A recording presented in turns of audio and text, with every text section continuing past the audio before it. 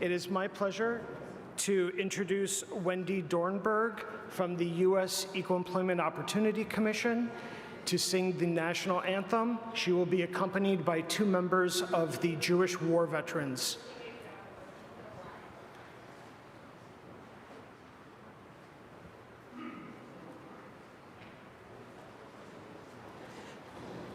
Please rise as you are able.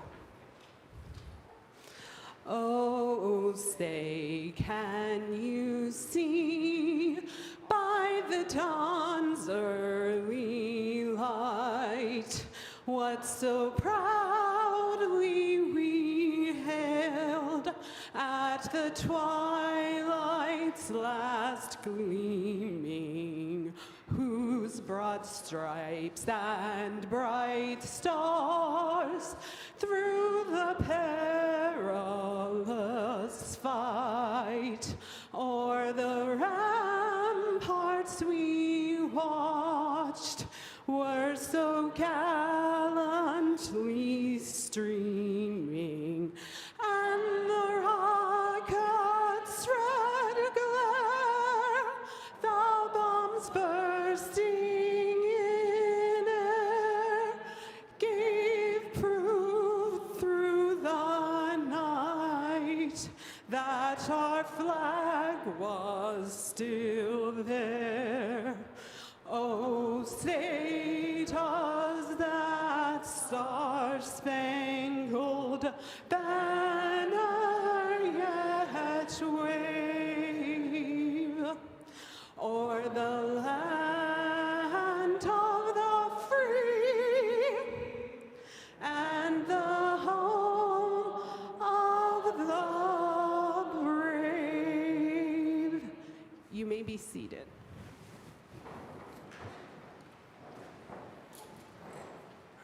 Thank you, Wendy. Welcome, everyone, to the 33rd Annual Federal Interagency Holocaust Remembrance Program. My name is Dr. Ronald Piaseczny, and I am honored to serve as chair of the Federal Interagency Holocaust Remembrance Committee and as an EEO program manager, soon to be case manager at the Department of Veterans Affairs, Office of Resolution Management. For over 3 decades, federal employees have come together to honor the 6 million Jews and millions of others who were murdered in the Holocaust. We gather today not only to remember, but to learn, so that never again is not empty rhetoric. We are honored to welcome representatives from nearly 50 U.S. government federal agencies, foreign dignitaries, some 29 embassies, also non-governmental organizations, leaders from across government, members of the military, Holocaust survivors and their families, and thousands of others tuning in now to our live stream.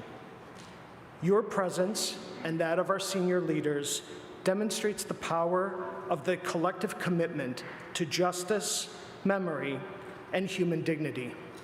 We thank you for you being here today. I stand before you today as an individual with many identities.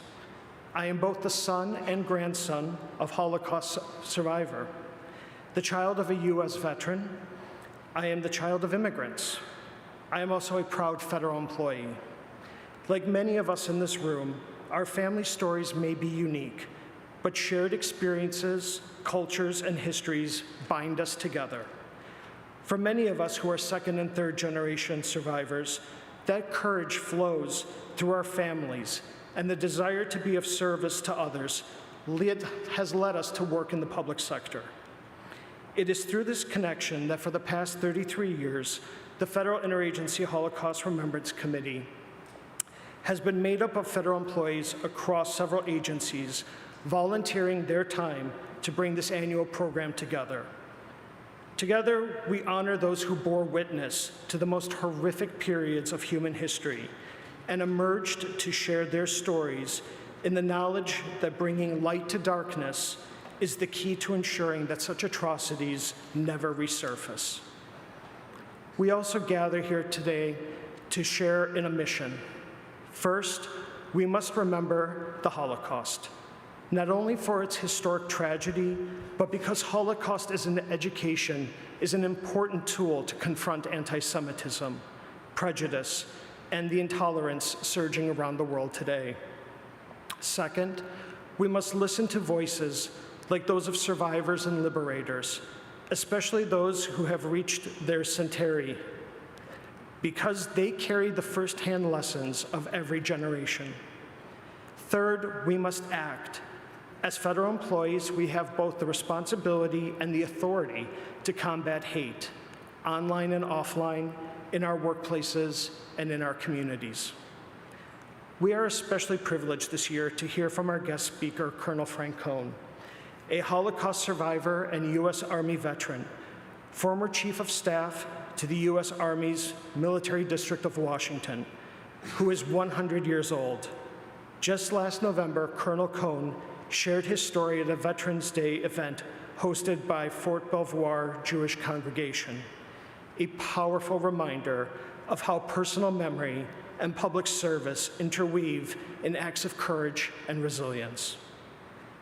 I would also like to take this opportunity to thank the Department of Justice for hosting this event again this year.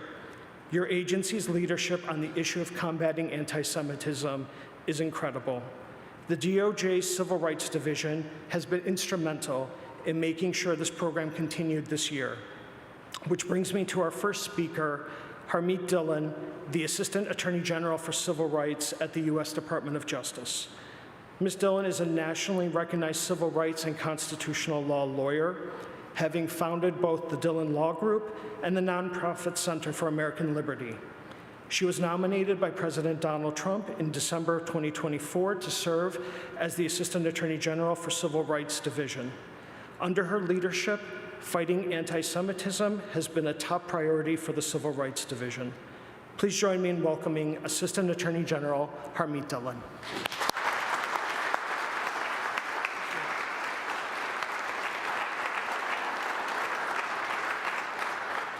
Thank you very much for that warm introduction, Ronald. It's really my honor to be here again for the second year in a row.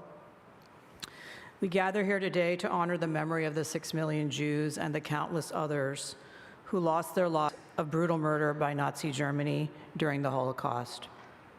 Men and women, girls and boys, young and old, all tragically lost their lives as a result of persecution, hatred, and evil. The atrocities committed during those dark times are beyond description, and their scale is almost incomprehensible.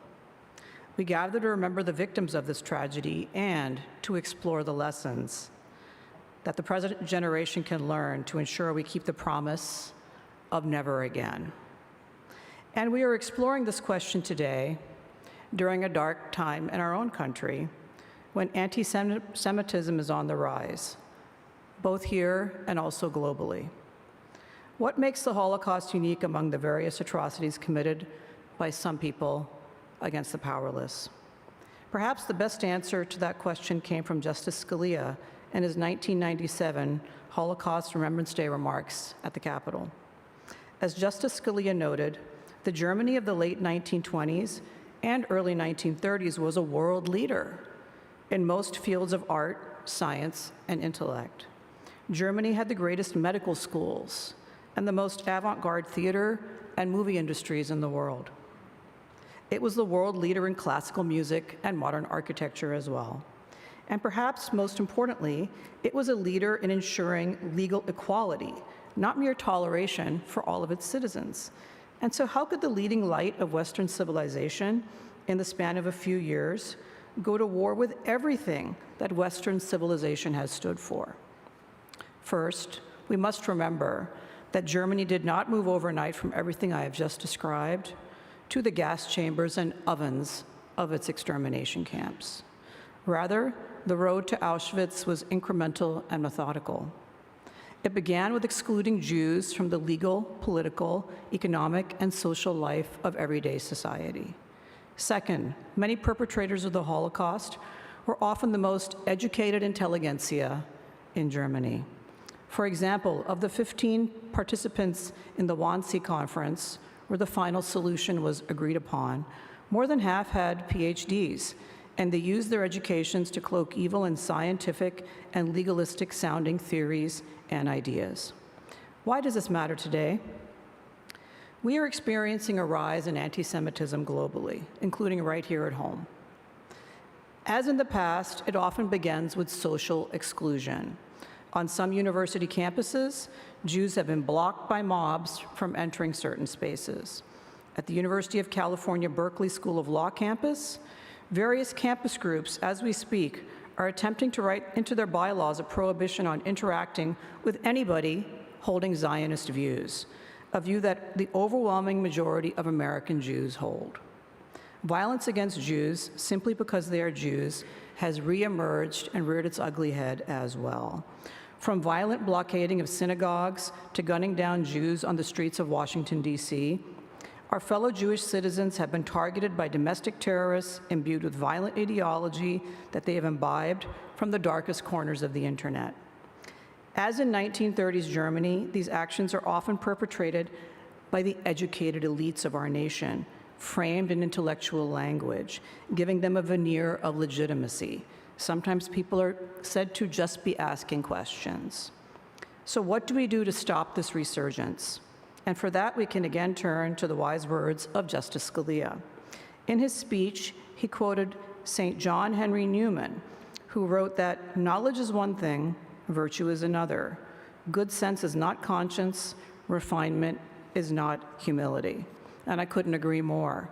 The task in front of all of us here today as federal employees and people of conscience is a difficult but straightforward one. We must defend our values as Americans, as Westerners, as heirs to this great civilization. Our values that hold that all men are created equal.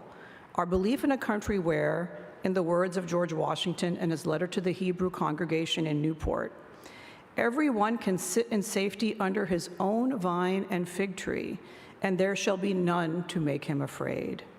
As the head of the Civil Rights Division, I am proud to serve alongside many other colleagues in the United States Department of Justice who are fighting every single day to protect these very values.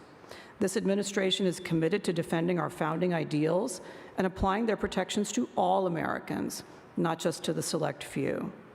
Under President Trump and the Attorney General's leadership, the Department of Justice will confront anti-Jewish bigotry and ensure peace and security for all people of faith.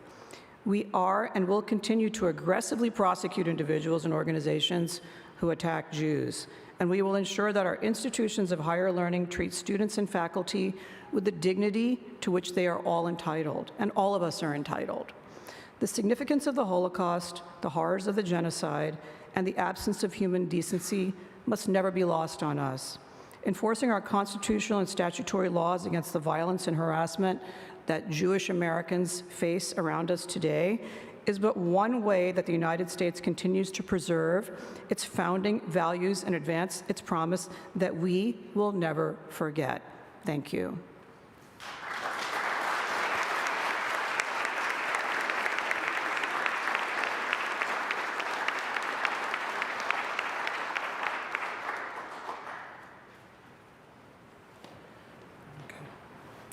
Thank you, Attorney General Harmeet Dillon. Please join me now in welcoming our guest of honor, Colonel Frank Cohn. Frank was able to escape Nazi Germany and come to the United States soon after turning 18 years old when he was drafted into the U.S. military, became a U.S. citizen during basic training, and served in Europe during World War II. He served during the Battle of the Bulge and in other campaigns, and later worked as a German-speaking interpreter, contributing to war crime prosecutions.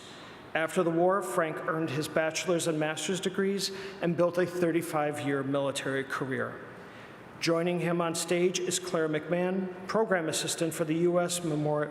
Holocaust Memorial Museum and moderator for today's presentation. Thank you, Claire. Thank you, Colonel Cohn. Thank you so much, Ronald. It is an honor to be here, and thank you all.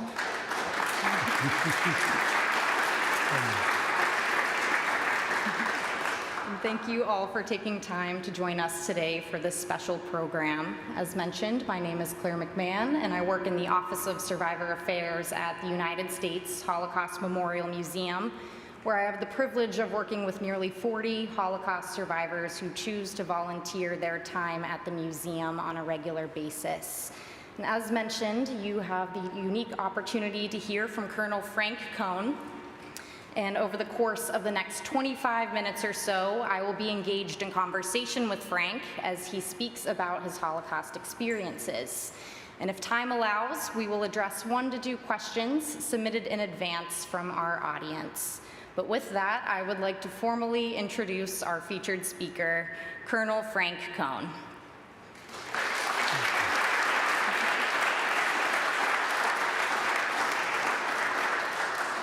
And Frank, I know we have so much to learn from you in just a short amount of time, so let's jump right into our conversation.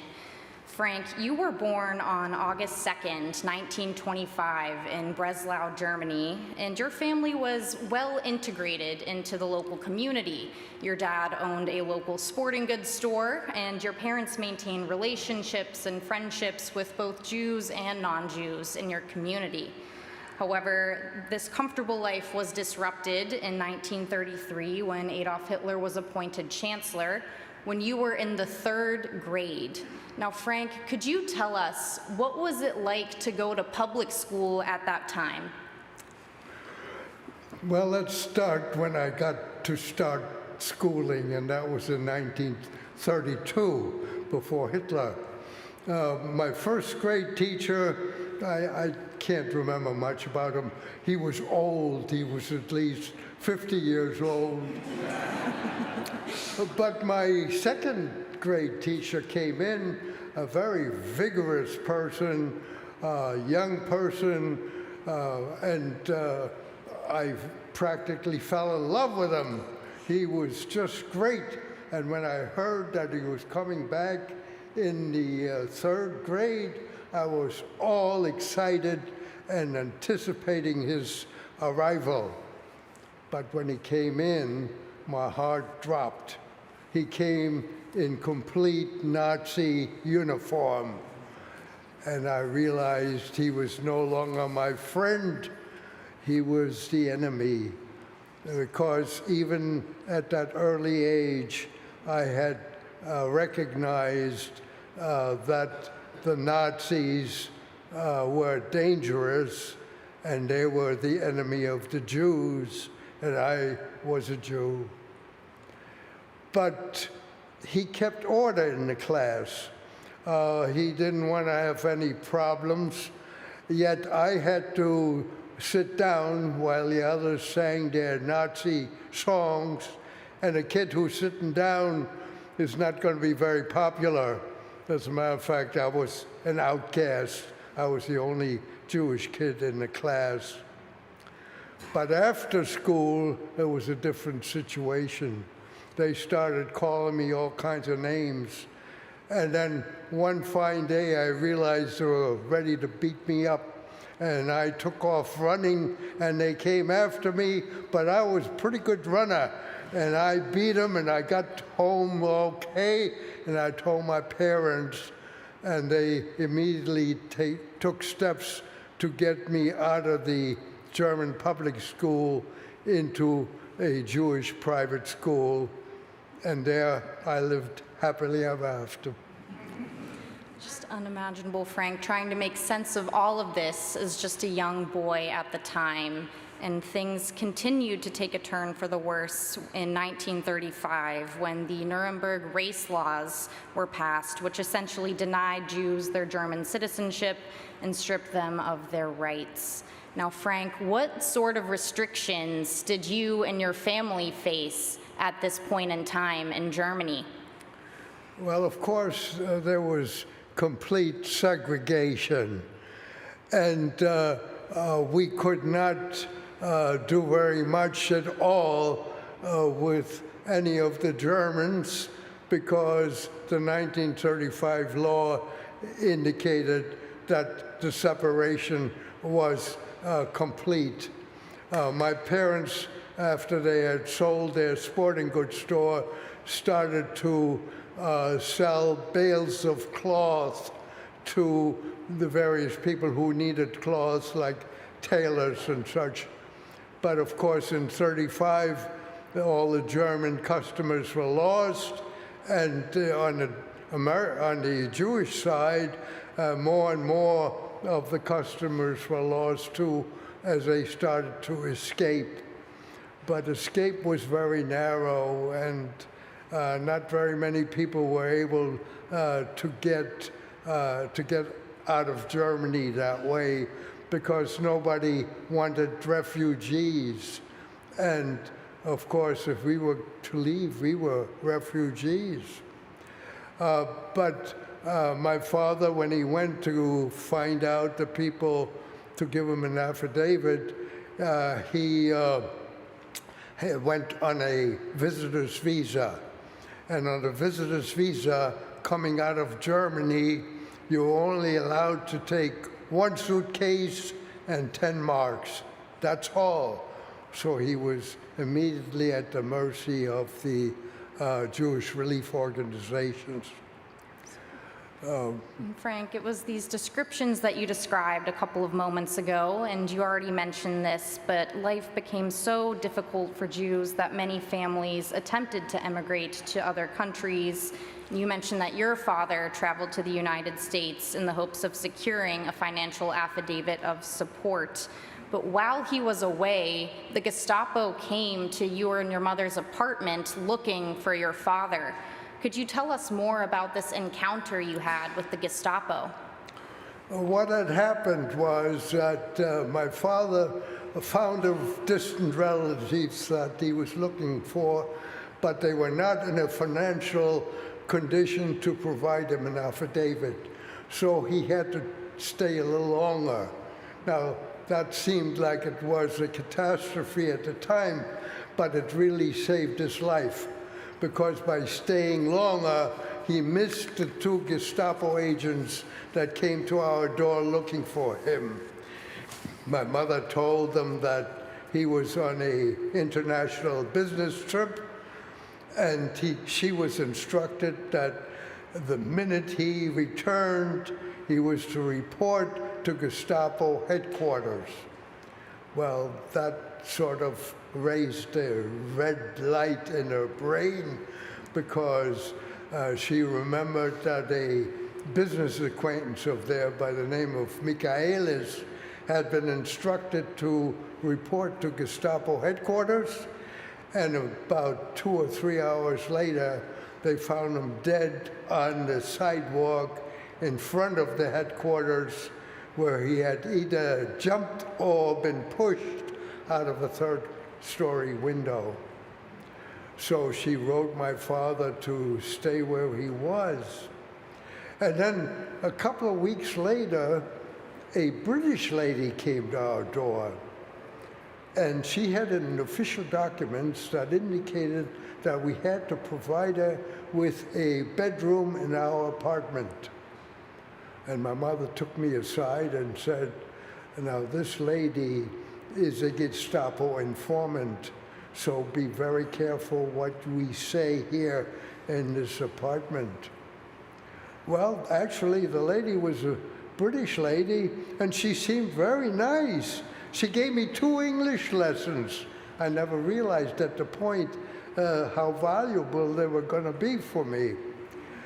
But another thing happened, and that was just coincidentally that all the passports of the Jews were being collected to be stamped with a J for Jew, and that was to show immediately when the passport was shown as to who they were dealing with. Well, actually, this was not at the German initiative. This was at the Swiss initiative, because they wanted to see who was coming across their border, so that if they saw a refugee, they could say, "No, no, you can't come in." But that's life. Anyway, Frank, if you we could tell us. proceeded at that point, that is my mother did, to go to the consulate in Breslau and get herself a visitor's visa as well, because it seemed like she was afraid that the next point was the confiscation of the passports. Well, then completely out of character, she went back the next day and bribed somebody in the consulate to put me as well on that visa. Well, first of all, it was lucky they didn't have computers, because if they had realized that my father was already in country, they would have realized that we were not going to be visitors of the United States. We were going to be refugees, and she never would have gotten the visa to come in. But then she said one fine day, let's go for a walk. And I knew immediately this was important. And when we went outside, she said to me, should we go? And I knew immediately what she meant, that we were to take off to the United States and leave Germany. Now, this was not an easy question for me, because all my friends were there. I was very happy in my Jewish school, and I was on a soccer team, and I had a good position. Of course, we can only play other Jewish teams because of the segregation. But in any event, the smartest thing I ever did in my whole life was I said, let's go, because I knew we were not wanted in that country and that the Nazis were dangerous people. And it was a good thing that I did that, because a kid who doesn't want to go could have procrastinated and get everything shoved off. And in a second, you'll see why that would have been fatal. Because one fine morning, my mother says, tomorrow morning, we're going. And I had one more soccer game to play, but I was distracted, and I helped them lose the game. And at the end I said, well, see you next time, because my mother had instructed me that I was never to tell anybody what we were going to do. But of course I knew we were not going to see them next time. And I also never did find out whatever happened to these kids, because if they hadn't done some advanced planning to get out, they would have been stuck. Because as we left, we ended up in New York on the 30th of October 1938. Frank, we'll And talk then more on the about this 9th of November, on the 11th of November was Crystal Night. and we'll speak more about this in just a couple of moments, but I could not imagine what it was like to have to navigate this decision-making process again at such a young age, Frank. But could you tell us more about your voyage to the United States? What was that like for you to go on a ship bound for a country that you've never been to? I'm sorry. What was it like, the voyage to the United States, being a passenger on the ship? Yeah.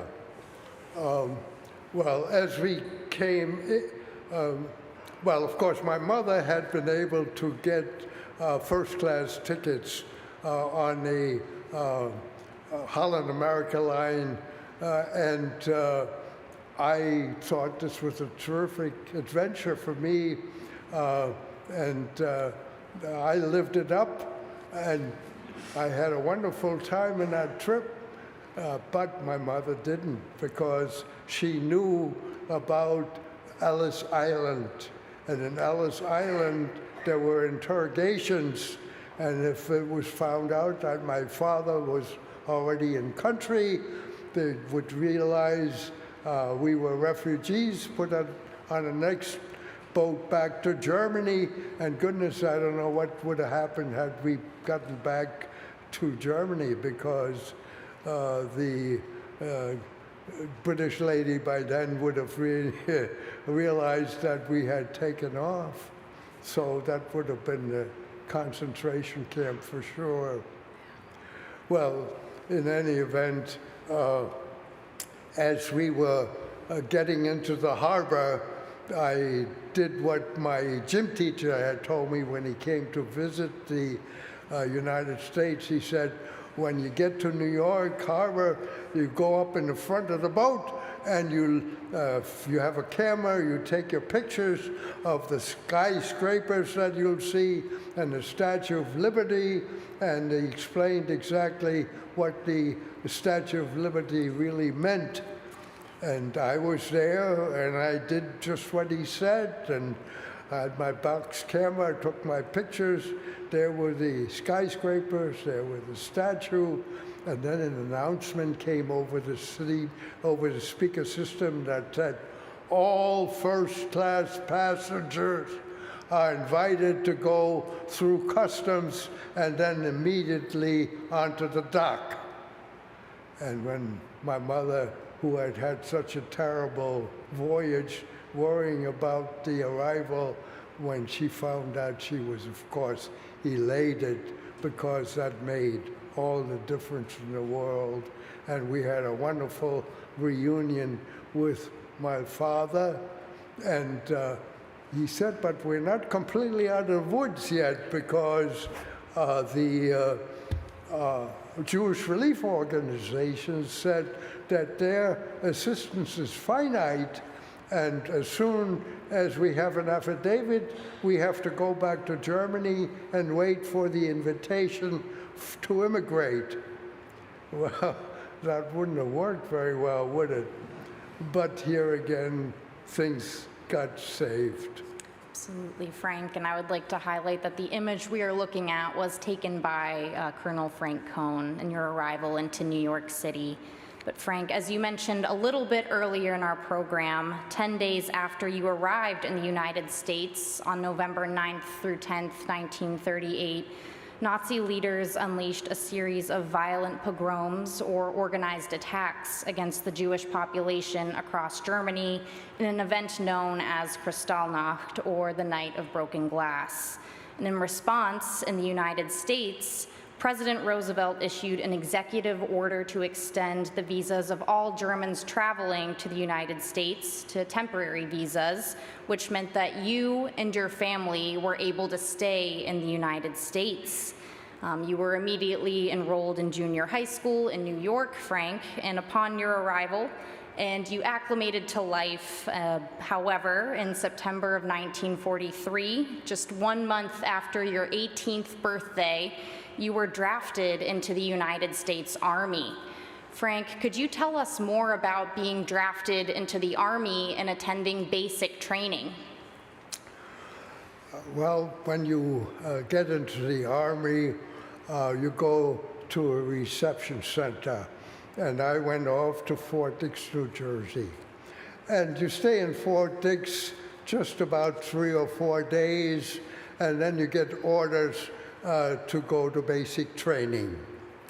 Well, everybody who came in with me got their orders, except me.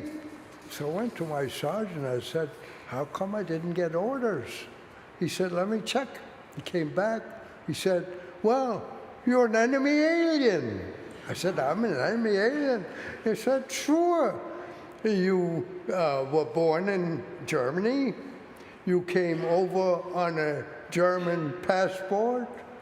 You never got naturalized because you came over on a visitor's visa. And as far as the United States government is concerned, you're German, and Germans are the enemy. So you're going to be investigated by the FBI. Well, it was bad enough that I had the label of enemy or alien, But it was all so bad that on the second day when I came in, they put me on KP, which is kitchen police. They wake you up in the morning at 4 o'clock, and they put you in the kitchen, and you're there till about 8 o'clock on things like peeling potatoes. Of course, that was a complete waste, because when I get potatoes now, they all got a skin on them anyway. Nobody is doing that, but I did. But only on this one day, because I went back to the sergeant. I said, "Sergeant, okay, I'm going to be here a while, but I know a little bit about the enemy, about the U.S. Army. I was in ROTC in high school, and I had one ROTC course in college in his summer term just before I got drafted. I know the close order drill, I know the terminology, I know some of the tactics, things like that." And the sergeant said, "Wonderful. We'll make you an acting gadget." "What's an acting gadget?" He said, "Well, here there's an armband, and it has corporal stripes on it, and you wear that armband, and when the new recruits come in, you now being a veteran of 4 days, you form them up and you march them to the theater to see the 2 films that you saw on the second day when you came in." I said, "Wonderful." And sure enough, a group came in, I formed them up, and up, 2, 3, 4, up, 2, 3, 4. I had them all formed up and in step, and we got to the theater, and we saw a film, Why We Fight, which was a very good orientation of why we were in the war. And the second film was How to Avoid Venereal Disease. I saw that film more than anybody else in the United States Army. Well, anyway, it was about 3 months that it took before the FBI cleared me, and I got orders to go to Fort Benning, Georgia for basic training. And about 3 weeks later, they took me to Fort Benning, Georgia, and swore me in as a U.S. citizen. And boy, was I proud. I was now a U.S. citizen and just as good as everybody. Thank you. And I am proud of that to this day, believe me.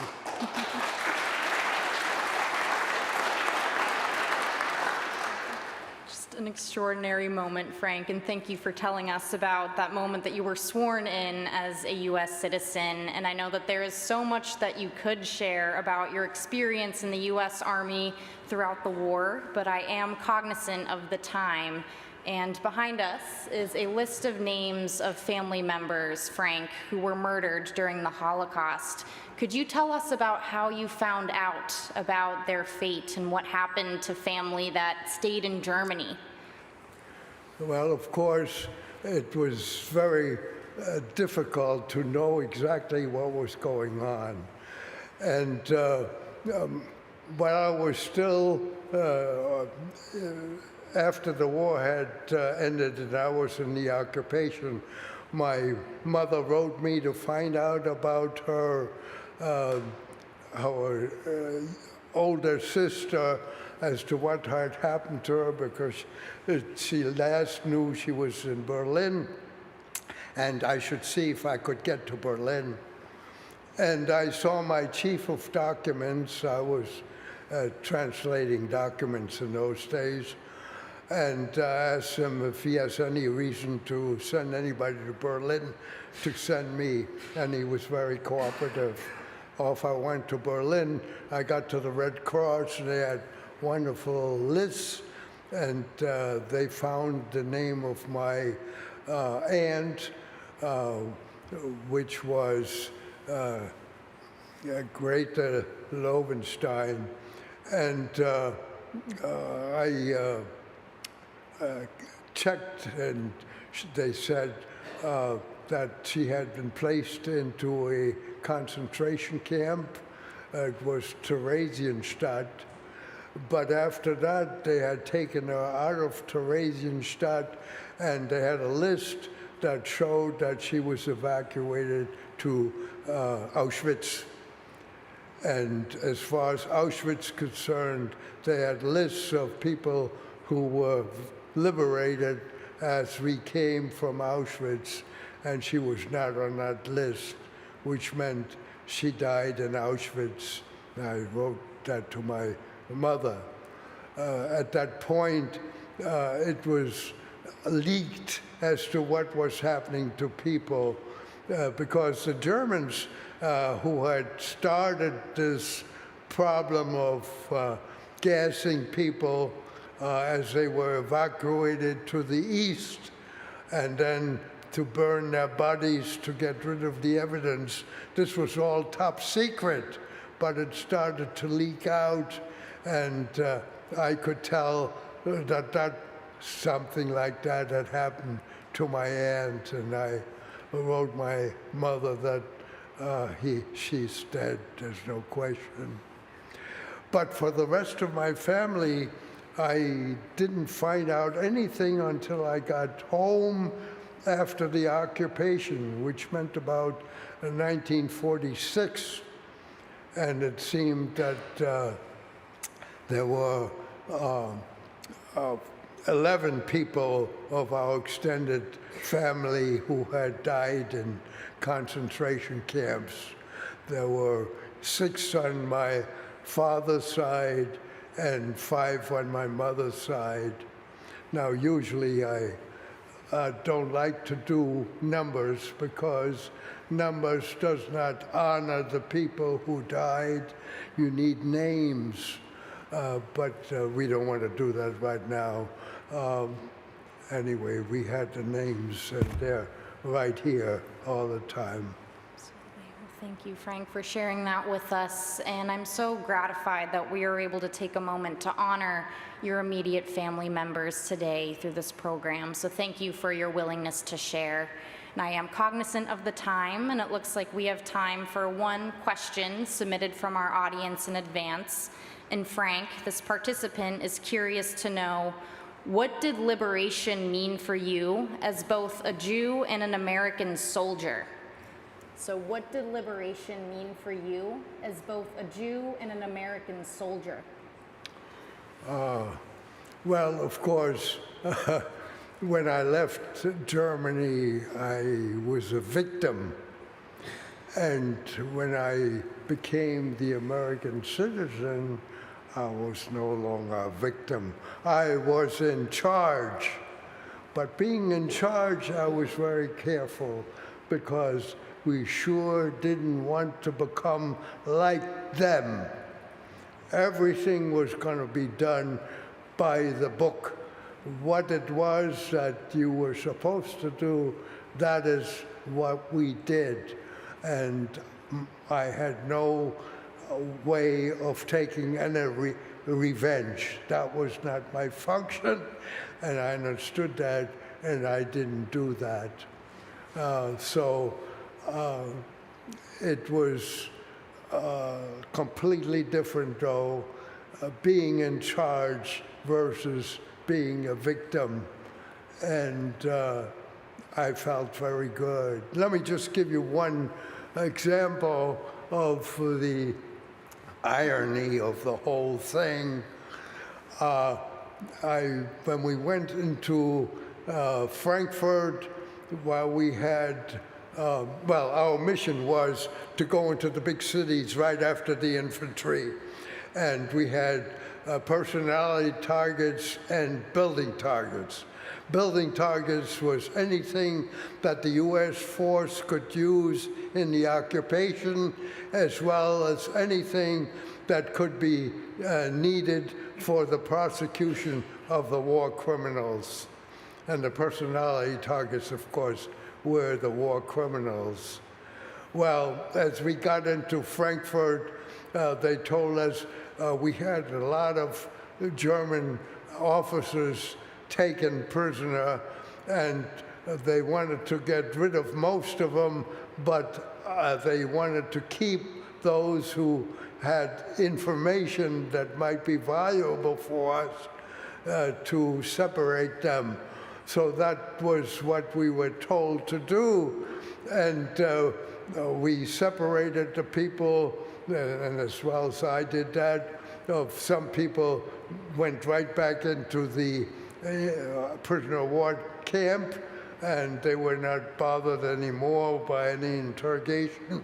But those who seemed to have some intelligence value were separated for deeper interrogation, which was not my responsibility. Well, anyway, there was a major general in front of me standing at attention, and I asked him for his name, and he very sharply told me that it was August Wilhelm von Hohenzollern. When von Hohenzollern was the aristocracy, I knew that from my German education, and who I had in front of me was the crown prince of the Kaiser. And he was at attention. He was a Waffen-SS Major General, and he was doing exactly what I told him to do by this young 19-year-old Jewish kid. How do you like that one, huh?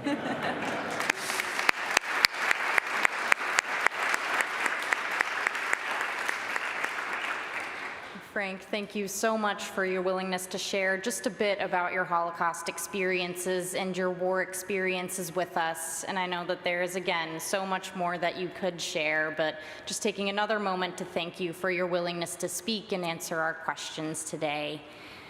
Before we conclude this portion of our program, I would like to highlight that Holocaust survivors like Frank are our best teachers about the consequences of unchecked hatred and unchecked anti-Semitism, and the history of the Holocaust serves as both a lesson and a warning and can inspire each of us to think about our own roles and responsibilities as we respond to the challenges that confront our world. So with that, I will turn it back over to Dr. Ronald Piaseczny for the remainder of the program.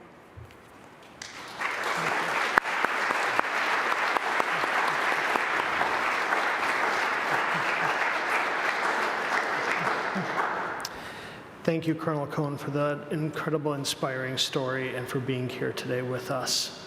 It's meant a lot. Thank you. It's now my pleasure to introduce two incredible individuals from the U.S. State Department, Undersecretary for Economic Affairs Jacob Hellberg and Special Envoy for Holocaust Issues Ellen Germain. Undersecretary Hellberg is a technology and cybersecurity expert. He is also the grandson of two Holocaust survivors.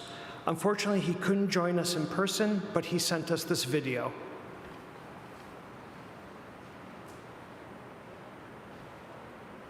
My name is Jacob Hellberg, and I'm the Undersecretary of State for Economic Affairs.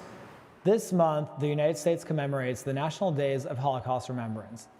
Doing so underscores our commitment to remember the victims of the Holocaust, honor the survivors, and ensure that historical truth is preserved for future generations. Holocaust remembrance is deeply personal to me. My grandparents were Auschwitz survivors. They endured unspeakable dehumanization. But my grandparents survived, and after liberation, they came to the United States with little more than hope. Initially, they didn't speak English. They believed in hard work. My grandfather worked by day in a factory and by night as a hospital janitor to build a better life for his family. They believed that memories carries responsibility, and they understood that preserving historical truth requires vigilance and commitment. Their experiences impressed upon me that the opportunities we have today are not guaranteed. That sense of duty informs our work in government as public servants.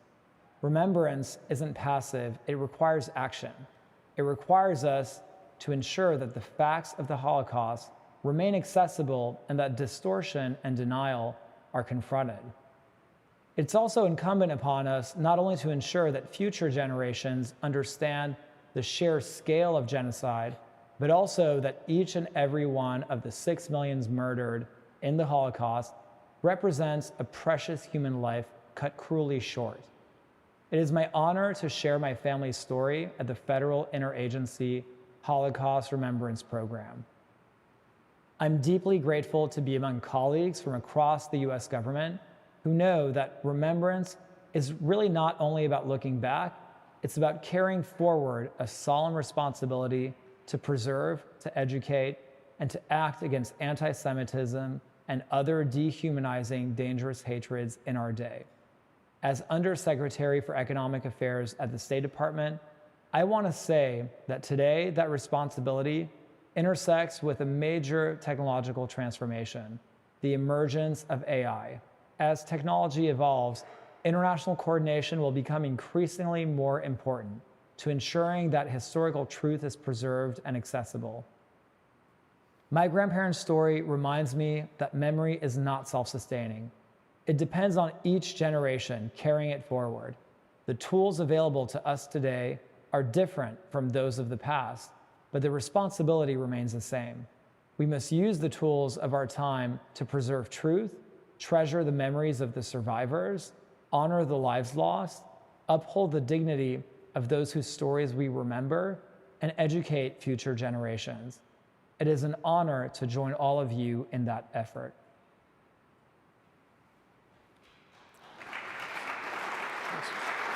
Thank you, Undersecretary Hellberg. And now I'd like to introduce Ellen Germain, the United States Special Envoy for Holocaust Issues.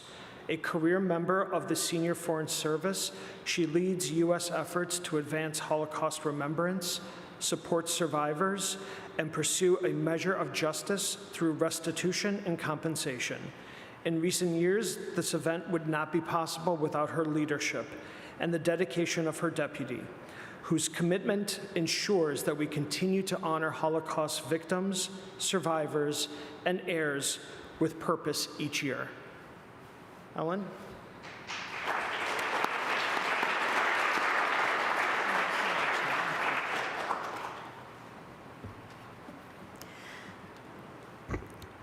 Thank you very much, Ron. Undersecretary of State Hellberg's account of his grandparents' survival underscores their resilience in the face of the, as he said, unspeakable dehumanization of Auschwitz. Colonel Cohn's story illustrates how survival was not only a matter of chance, but also of his parents and his courage and resourcefulness. No matter how many different tales of survival I hear, I am always moved. And although they're stories of survival, they are also stories of loss. Loss of the Jewish communities where Undersecretary Hellberg's parents and Colonel Cohn and his family lived. And loss of their extended families, as Colonel Cohn so movingly spoke about just now. They remind us of our responsibility to confront anti-Semitism, safeguard historical truth, and translate memory into action.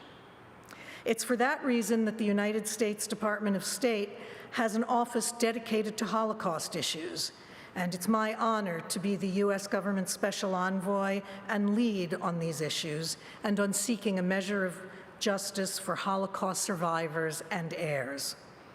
We advocate for restitution and compensation for property seized by the Nazis during the Holocaust, and we promote accurate Holocaust education and commemoration worldwide, and devote ourselves to trying to counter Holocaust denial and distortion, which Holocaust distortion in particular is alarmingly on the rise these days. I would now like to recognize and honor the survivors and descendants of survivors who are here with us today. Would the survivors and the descendants please stand if you are able to do so?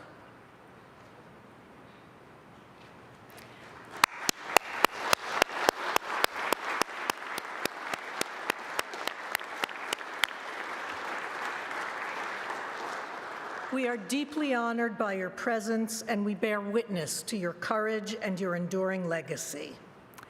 And I'd now like to invite everyone to stand, please, if you are able to do so. And we are going to light the candles that were placed on your chairs, and please join me in a moment of silence. Okay, so on the bottom, yep. Please join me in a moment of silence to remember the victims of the Holocaust, the 6 million innocent Jewish men, women, and children who were persecuted, endured unimaginable suffering, and whose lives and futures were stolen in an act of profound and unfathomable evil. May this moment strengthen our collective commitment to remembrance, to truth, and to ensuring that such atrocities are never repeated. Please join me in these moments of silence.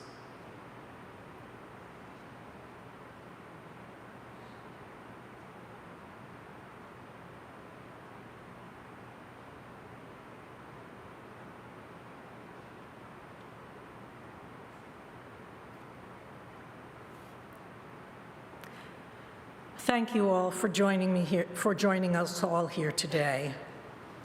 Your presence reflects a collective commitment to honoring the victims, supporting survivors, and ensuring that the lessons of the Holocaust endure for future generations.